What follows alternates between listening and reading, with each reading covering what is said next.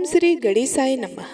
आप सभी को फाल्गुन मास के संकष्टी चतुर्थी व्रत की हार्दिक शुभकामनाएं। आज के इस वीडियो में आप सुनिए चौथ माता की कथा और भगवान विघ्नहर्ता गणेश जी की कथा। माना जाता है कि चौथ माता का व्रत और कथा के साथ भगवान गणेश की कथा सुनने से व्रत का पूर्ण फल प्राप्त होता है। पौराणिक कथा के अनुसार एक गाँव में एक सेठ सेठानी थी। उनके एक बेटे और एक बहू थी। बहू सबको भोजन करा के फिर स्वयं भोजन करती। एक पड़ोसन ऐसी भी थी जो रोज पूछती कि बहू आज क्या बनाया, क्या खाया है। बहू कहती कि ठंडो बासी। एक दिन उसके पति ने ऐसा सुनकर विचार किया कि आज तो पकवान बनाए जाएं, फिर देखी कि मेरी पत्नी क्या कहती है। उसने तरह तरह के पकवान बनवाए और घर के सभी लोगों ने एक साथ बैठकर भोजन किया। आज भी पड़ोसन ने पूछा तो बहू ने कहा ठंडो बासी। सेठ के लड़के ने सोचा हो ना हो कोई बात अवश्य है जिससे कि मेरी पत्नी ऐसा कहती है। उसने पत्नी से पूछा तुम रोज ठंडो बासी खाया ऐसा क्यों कहती हो, जबकि आपने और हम सबने एक साथ बैठकर कई तरह के पकवान खाए। उसकी पत्नी बोली अपन जो खा रहे हैं वह बाप बूढ़ों की कमाई है। जिस दिन आप कमा कर लाओगे उस दिन मैं समझूंगी कि ताजा भोजन कर रहे हैं। अब एक दिन लड़के ने माँ से कहा कि मैं एक बड़े शहर में कमाई करने जा रहा हूँ। माँ बोली बेटा अपने पास इतना धन है कि 7 पुश्त भी बैठकर खाएगी तो भी खत्म नहीं होगा। माँ के मना करने पर भी बेटे ने स्वयं कमाने का दृढ़ निश्चय कर लिया और जाते समय पत्नी से कहा कि मैं जब तक कमाकर बहुत सा धन लेकर ना आऊं तुम चूल्हे की आग मत बुझने देना। एक दिन चूल्हे की आग बुझ गई तो वे मन ही मन घबराने लगी, कहीं मेरे पति पर संकट तो नहीं आन पड़ी। जल्दी से पड़ोस में से आग लाकर चूल्हे में रख दूं, ऐसा विचार करके पड़ोस में गई। वहाँ पड़ोसन चौथ माता का व्रत पूजन कर रही थी। पड़ोसन ने कहा थोड़ी देर में आकर ले जाना।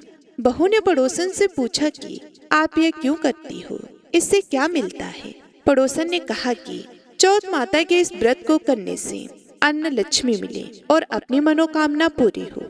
अब बहू भी चौथ माता का व्रत करने लगी। दीवार पर चौथ माता बनाई। उस दिन से घी गुड़ का चूरमा बनाकर रात्रि को चंद्रमा को अर्घ्य देकर भोजन करती। ऐसा करते करते बहुत दिन हो गए।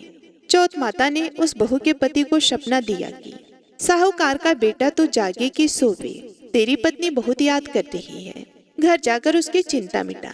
तो दुकान खोलकर कंकु केसर का पगलिया बना के बैठ जाना। आज तेरा हिसाब किताब चुकता हो जाएगा। अब तो चौथ माता ने जैसा कहा था वैसा ही हुआ। उसने घर जाने की तैयारी की और गाड़ी भर के धन दौलत लेकर चल दिया। रास्ते में एक बड़ा सा काला नाग फन फैलाए बैठ गया और कहने लगा कि आज तो मैं तुझे डसूंगा, छोड़ूंगा नहीं। आज तेरी आयु पूरी हो गई है। शेठ ने लड़के से कहा कि आज चौथ माता ने मुझे सपना दिया तो मैं पत्नी से मिलने घर जा रहा हूँ। वहाँ मेरी पत्नी बहुत चिंता कर रही है। मैं उससे मिलकर जरूर आऊंगा, तब तुम मुझे डस लेना। नाग ने कहा कि तुम शपथ पूर्वक कहकर जाओ तो मैं तुम्हें जाने दूंगा, परंतु लौट कर नहीं आए तो तुम्हारे घर आकर मैं तुम्हें डस लूंगा। इस प्रकार सर्प को वचन देकर वह अपने घर पहुंचा। वहाँ सभी से हंसी खुशी से मिला और भोजन करने उदास होकर बैठ गया। उसकी पत्नी ने उदास होने का कारण पूछा तो पति ने काले नाग वाली बात बताते हुए कहा कि यदि मैं उसके पास नहीं जाऊंगा तो वे घर आकर ही मुझे डस लेगा। पत्नी बहुत चतुर थी। उसने कहा कि आप घबराओ नहीं, लेट जाओ, मैं एक उपाय करती हूँ। पत्नी ने कमरे की 7 पेड़ी धोई। पहली पेड़ी पर रेत, दूसरी पर इत्र, तीसरी पर गुलाल फूल, चौथी पर कंकु केसर, 5वीं पर लड्डू पेड़ा, 6ठी पर गादी गलीचा और 7वीं पेड़ी पर दूध का कटोरा भरकर रख दिया। इस प्रकार वे 7 पेड़ी सजाकर बैठ गई। आधी रात होते ही नाग आकर पेड़ी चढ़ने लगा। पहली पेड़ी पर रेत में लौट गया और कहने लगा कि सेठ की बहू ने आराम तो बहुत दिया, पर वचनों से बचकर आया हूँ सो डसूंगा जरूर ही। इसी प्रकार 7 पेड़ियों पर नाग आराम करता हुआ और कहता हुआ कि डसूंगा जरूर कमरे में जाने ही वाला था कि चौथ माता ने विचार किया कि मैं इसे नहीं बचाऊंगी तो संसार में धर्म कर्म और व्रत पूजन को कौन मानेगा। अब तो गणेश जी, चंद्रमा जी और चौथ माता ने उसे बचाने का विचार किया। चंद्रमा जी ने उजाला किया, चौथ माता ढाल बनी और गणेश जी ने तलवार लेकर नाग को मार दिया और ढाल से ढक दिया। अब बहू भी थकी हारी सो गई। दिन उगा तो लोग बेटे से मिलने आए, परंतु बेटा बहू तो उठे ही नहीं थे। बहुत देर हो गई तो माँ उन्हें उठाने गई। माँ ने सातों पीढ़ियों पर जो कुछ देखा तो बहुत घबराई और बेटा बहू को आवाज लगाई। बेटा बहू उठे तो देखा कि एक ढाल तलवार वहां पड़ी है। अब ढाल उठाई तो वही काला नाग मरा हुआ पड़ा था। बेटे बहू ने सोचा कि आज तो धर्म कर्म ही आड़े आए, जो भगवान गणेश जी और चौथ माता ने अपनी रक्षा की। हे चौथ माता, आपने जैसे सेठ के बहू बेटी की रक्षा की, वैसे सबकी कीजो। बोलिए चौथ माता की जय। बोलिए गणेश भगवान की जय। बोलो चौथ माता की जय। भगवान विघ्नहर्ता गणेश जी की कथा सुने बिना चौथ माता के व्रत की कथा अधूरी मानी जाती है। इसलिए अब आप सुनिए भगवान गणेश की कथा। अगर आपको ये कथा पसंद आए तो प्लीज वीडियो को लाइक जरूर कीजिएगा और चैनल को भी सब्सक्राइब कीजिएगा। एक समय की बात है, विष्णु भगवान का विवाह लक्ष्मी जी के साथ निश्चित हो गया। विवाह की तैयारियां होने लगी। सभी देवताओं को निमंत्रण भेजे गए, परंतु गणेश जी को निमंत्रण नहीं दिया। कारण जो भी रहा हो, अब भगवान विष्णु की बारात जाने का समय आ गया। सभी देवता अपनी पत्नियों के साथ विवाह समारोह में आए। उन सब ने देखा कि गणेश जी कहीं दिखाई नहीं दे रहे हैं। तब वे आपस में चर्चा करने लगे कि क्या गणेश जी को नहीं न्योता है या स्वयं गणेश जी आए ही नहीं। सभी को इस बात पर आश्चर्य होने लगा। तभी सबने विचार किया कि विष्णु भगवान से ही इसका कारण पूछा जाए। विष्णु भगवान से पूछने पर उन्होंने कहा कि हमने गणेश जी के पिता भोलेनाथ महादेव को न्योता भेजा है। यदि गणेश जी अपने पिता के साथ आना चाहते हो तो आ जाते, अलग से न्योता देने की कोई भी आवश्यकता नहीं थी। दूसरी बात ये है कि उनको 1.25 मन मूंग, 1.25 मन चावल, 1.25 मन घी और 1.25 मन लड्डू का भोजन दिन भर में चाहिए। यदि गणेश जी नहीं आएंगे तो कोई बात नहीं, दूसरे के घर जाकर इतना सब खाना पीना भी अच्छा नहीं लगता। प्रिय भक्तों, इतनी वार्ता कर ही रहे थे कि किसी एक ने सुझाव दिया, यदि गणेश जी आ भी जाए तो उनको द्वारपाल बनाकर बिठा देंगे कि आप घर की देखभाल करना। आप तो चूहे पर बैठकर धीरे धीरे चलोगे तो बारात से बहुत पीछे रह जाओगे। ये सुझाव भी सबको पसंद आ गया। तब विष्णु भगवान ने अपनी सहमति दे दी। प्रिय भक्तों, तब होना क्या था, इतने में गणेश जी वहां पहुंचे और उन्हें समझा बुझाकर घर की रखवाली करने बिठा दिया। बारात चलती। तब नारद जी ने देखा कि गणेश जी तो दरवाजे पर ही बैठे हुए हैं, तो वे गणेश जी के पास गए और रुकने का कारण पूछा। गणेश जी कहने लगे कि विष्णु भगवान ने मेरा बहुत अपमान किया है। नारद जी ने कहा कि आप अपनी मूषक सेना को आगे भेज दो तो वे रास्ता खोद देंगे, जिससे उनके वाहन धरती में धंस जाएंगे। तब आपको सम्मान पूर्वक बुलाना ही पड़ेगा। प्रिय भक्तों, अब तो गणेश जी ने अपनी मूषक सेना जल्दी से आगे भेज दी और सेना ने जमीन पोली कर दी। जब बारात वहां से निकली तो रथों के पहिए धरती में धंस गए। लाख कोशिश करे परंतु पहिए नहीं निकले। सभी ने अपने अपने उपाय किए, परंतु पहिए तो नहीं निकले, बल्कि जगह जगह से टूट गए। किसी की समझ में नहीं आ रहा था कि अब क्या किया जाए। अब तो नारद जी ने कहा, आप लोगों ने गणेश जी का अपमान करके अच्छा नहीं किया। यदि उन्हें मनाकर लाया जाए तो आपका कार्य सिद्ध हो सकता है और यह संकट भी टल सकता है। शंकर भगवान ने अपने दूत नंदी को भेजा और वे गणेश जी को लेकर आए। गणेश जी का आदर सम्मान के साथ पूजन किया। तब कहीं रथ के पहिए निकले। अब रथ के पहिए निकल तो गए, परंतु वे टूट फूट गए। तो उन्हें सुधारे कौन। पास के खेत में खाती काम कर रहा था, उसे बुलाया गया। खाती अपना कार्य करने से पहले श्री गणेशाय नमः कहकर गणेश जी की वंदना मन ही मन करने लगा। देखते ही देखते खाती ने सभी पहियों को ठीक कर दिया। तब खाती कहने लगा कि हे देवताओं, आपने सर्वप्रथम गणेश जी को नहीं मनाया होगा और ना ही उनका पूजन किया होगा, इसलिए तो आपके साथ ये संकट आया है। हम तो मूर्ख और अज्ञानी हैं, फिर भी पहले गणेश जी को पूजते हैं, उनका ध्यान करते हैं। आप लोग तो देवतागण हैं, फिर भी आप गणेश जी को कैसे भूल गए। अब आप सभी लोग भगवान श्री गणेश जी की जय बोलकर जाएं, तो आपके सब काम बन जाएंगे और कोई संकट भी नहीं आएगा। अब सभी को अपनी अपनी गलती का पश्चाताप हुआ और सबने भगवान गणेश की जय जयकार किया और जय जयकार करते हुए बारात वहां से चलती और विष्णु भगवान का लक्ष्मी जी के साथ विवाह संपन्न करा के सभी सकुशल घर लौट आए। हे गणेश जी महाराज, आपने जैसे विष्णु भगवान के कार्य को सिद्ध किया, वैसे सभी के कार्य को सिद्ध करना। बोलो गणेश भगवान की जय। एक समय की बात है, विष्णु भगवान का विवाह लक्ष्मी जी के साथ निश्चित हो गया।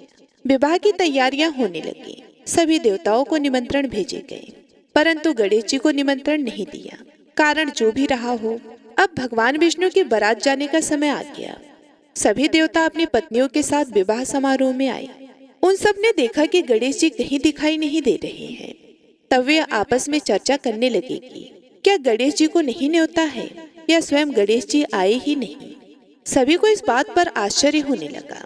तभी सबने विचार किया कि विष्णु भगवान से ही इसका कारण पूछा जाए।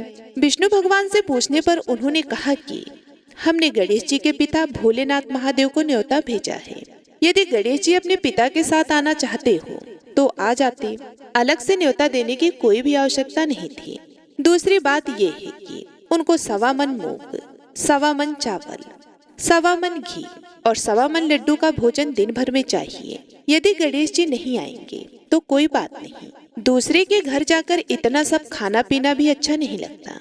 प्रिय भक्तों, इतनी वार्ता कर ही रहे थे कि किसी एक ने सुझाव दिया, यदि गणेश जी आ भी जाएं तो उनको द्वारपाल बनाकर बिठा देंगे कि आप घर की देखभाल करना। आप तो चूहे पर बैठकर धीरे धीरे चलोगे तो बारात से बहुत पीछे रह जाओगे। ये सुझाव भी सबको पसंद आ गया। तब विष्णु भगवान ने अपनी सहमति दे दी। प्रिय भक्तों, तब होना क्या था, इतने में गणेश जी वहां पहुंचे और उन्हें समझा बुझाकर घर की रखवाली करने बिठा दिया। बारात चलती। तब नारद जी ने देखा कि गणेश जी तो दरवाजे पर ही बैठे हुए हैं। तो वे गणेश जी के पास गए और रुकने का कारण पूछा। गणेश जी कहने लगे कि विष्णु भगवान ने मेरा बहुत अपमान किया है। नारद जी ने कहा कि आप अपनी मूषक सेना को आगे भेज दो तो वे रास्ता खोद देंगे, जिससे उनके वाहन धरती में धंस जाएंगे। तब आपको सम्मान पूर्वक बुलाना ही पड़ेगा। प्रिय भक्तों, अब तो गणेश जी ने अपनी मूषक सेना जल्दी से आगे भेज दी और सेना ने जमीन पोली कर दी। जब बारात वहां से निकली तो रथों के पहिए धरती में धंस गए। लाख कोशिश करे परंतु पहिए नहीं निकले। सभी ने अपने अपने उपाय किए परंतु पहिए तो नहीं निकले, बल्कि जगह जगह से टूट गए। किसी की समझ में नहीं आ रहा था कि अब क्या किया जाए। अब तो नारद जी ने कहा, आप लोगों ने गणेश जी का अपमान करके अच्छा नहीं किया। यदि उन्हें मनाकर लाया जाए तो आपका कार्य सिद्ध हो सकता है और यह संकट भी टल सकता है। शंकर भगवान ने अपने दूत नंदी को भेजा और वे गणेश जी को लेकर आए। गणेश जी का आदर सम्मान के साथ पूजन किया। तब कहीं रथ के पहिए निकले। अब रथ के पहिए निकल तो गए परंतु वे टूट फूट गए। तो उन्हें सुधारे कौन। पास के खेत में खाती काम कर रहा था, उसे बुलाया गया। खाती अपना कार्य करने से पहले श्री गणेशाय नमः कहकर गणेश जी की वंदना मन ही मन करने लगा। देखते ही देखते खाती ने सभी पहियों को ठीक कर दिया। तब खाती कहने लगा कि हे देवताओं, आपने सर्वप्रथम गणेश जी को नहीं मनाया होगा और ना ही उनका पूजन किया होगा, इसलिए तो आपके साथ ये संकट आया है। हम तो मूर्ख और अज्ञानी हैं, फिर भी पहले गणेश जी को पूजते हैं, उनका ध्यान करते हैं। आप लोग तो देवतागण हैं, फिर भी आप गणेश जी को कैसे भूल गए। अब आप सभी लोग भगवान श्री गणेश जी की जय बोलकर जाएं, तो आपके सब काम बन जाएंगे और कोई संकट भी नहीं आएगा। अब सभी को अपनी अपनी गलती का पश्चाताप हुआ और सबने भगवान गणेश की जय जयकार किया और जय जयकार करते हुए बारात वहां से चलती और विष्णु भगवान का लक्ष्मी जी के साथ विवाह संपन्न करा के सभी सकुशल घर लौट आए। हे गणेश जी महाराज, आपने जैसे विष्णु भगवान के कार्य को सिद्ध किया, वैसे सभी के कार्य को सिद्ध करना। बोलो गणेश भगवान की जय। संकष्टी चतुर्थी की दूसरी कथा मिट्टी के बर्तन बनाने वाले एक कुम्हार से जुड़ी है। इस कथा के अनुसार एक बार एक राज्य में एक कुम्हार रहता था। एक दिन वह मिट्टी के बर्तन पकाने के लिए आवा लगा रहा था। आवा कहते हैं मिट्टी के बर्तन पकाने के लिए आग जलाने को। अब उसने आवा तो लगा दिया, लेकिन उसमें मिट्टी के बर्तन पके नहीं। कुम्हार बार बार प्रयास करता रहा, लेकिन मिट्टी के बर्तन हर बार कच्चे ही रह जाते। यह देखकर कुम्हार बहुत ही परेशान हो गया। वह राजा के पास गया। तब राजा ने राजपुरोहित को बुलाकर कोई उपाय सुझाने के लिए कहा। थोड़ी देर तक सोचने के बाद राजपुरोहित ने कहा कि महाराज, यदि हर दिन गांव के एक एक घर से एक एक बच्चे की बलि दी जाए तो रोज आवा नहीं लगेगा।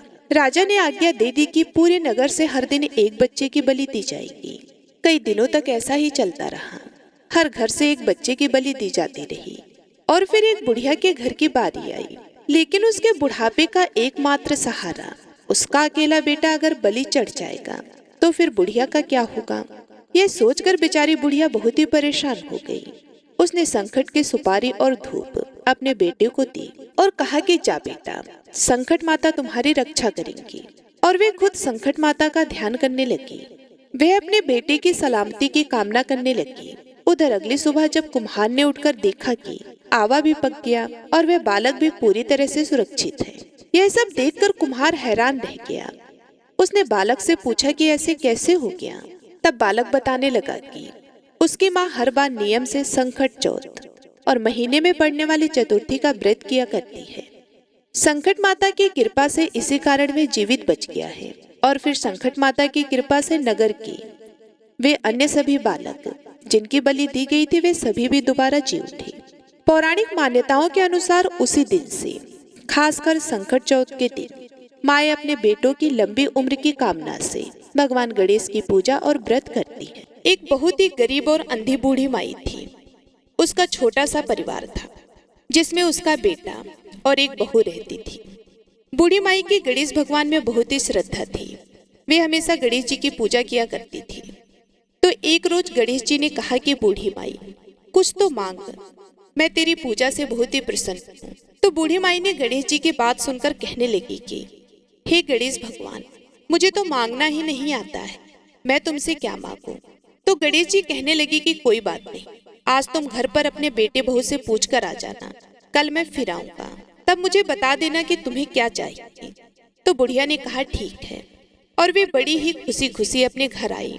घर आकर अपने बेटे से बोली कि बेटा, आज मुझे प्रभु विनायक बाबा ने स्वयं दर्शन दिए हैं और मुझे वरदान मांगने के लिए कहा है, लेकिन मुझे तो पता ही नहीं कि मैं क्या मांगूं, इसलिए आज तुम ही मुझे बताओ कि मुझे क्या करना चाहिए। गणेश जी भगवान तो कल फिर आएंगे। फिर उसके बेटे ने कुछ देर सोचने विचारने के बाद कहा कि माँ धन दौलत मांग लो। तो बेटे की बात सुनकर बुढ़िया माई अपने बहू के पास गई और बहू से जाकर पूछा कि बहू, अब तुम बताओ। तो सास की बात सुनकर बहू बोली कि माँ जी, हमारी शादी को ना जाने कितना समय हो गया है, अभी तक संतान की प्राप्ति नहीं हुई है, आपको भी पोता चाहिए, तो क्यों ना आप पोता मांग लो। तो बेटे और बहू की बात सुनकर बुढ़िया माई सोचने लगी कि यह दोनों तो अपने मतलब की चीज मांग रहे हैं। मैं अपनी प्रिय पड़ोसन से पूछ कर आती हूँ, वे मुझे सही ही राय देगी कि मुझे क्या मांगना है। तो यह सोचकर बूढ़ी माई पड़ोसन से जाकर बोली कि मुझे तो विनायक जी ने आज दर्शन दिए हैं और कहा है कि कोई वरदान मांग लो। तो मैंने अपने बेटे से पूछा तो बेटा कहता है कि धन मांग लो, बहू ने कहा कि पोता मांग लो। अब तुम मुझे बताओ कि मैं क्या करूं। बेटा बहू तो अपने अपने मतलब की बात कर रहे हैं। तो बुढ़िया की बात सुनकर उसकी पड़ोसन बोली कि हे बुढ़िया माई, ना तो तू धन मांग और ना तो तू पोता मांग, तू कौन सा बहुत दिन जिएगी, थोड़ी दिन की तो तू मेहमान है। तो ऐसा कर, तू अपने लिए आंखें मांग ले, जिससे तू पूरे संसार को देखेगी। तो पड़ोसन की बात सुनकर बुढ़िया माई सोचने लगी कि अगर मैं आंखें मांग लूंगी तो संसार का क्या देखूंगी, जब मेरी बेटे और बहू के अलावा कुछ है ही नहीं। अगर पोते पोतियां होते तो मैं उन्हें अपनी आंखों से देखती। आंखों से देखने लायक मेरे लिए तो कुछ भी नहीं है। यह सोचते सोचते बुढ़िया घर आ गई। सारी रात सोचने विचारने में ही निकाल दी। सुबह जल्दी उठी, नहा धोकर फिर वे गणेश जी के मंदिर चली गई और वहां बैठी मन में सोच रही थी कि ऐसा क्या वरदान मांगूंगी जिससे बेटा बहू भी खुश हो जाए और मेरा मतलब भी सिद्ध हो जाए। इतनी ही देर में वहां पर गणेश जी आ गए और बोले कि बूढ़ी माई, आज कुछ मांग ले, आज मैं फिर आया। तो वह बोली कि हे गणेश जी भगवान, मैं आपको प्रणाम करती हूँ, मुझे तो और कुछ नहीं चाहिए, मुझे आंख दे दो जिसे सोने के कटोरे में पोते को दूध पीता हुआ देख सकूं और अंतकाल में मोक्ष दे दे। तब गणेश जी बोले कि बूढ़ी माई, तूने तो मुझे ठग लिया, तूने तो भोली बनकर सब कुछ मांग लिया।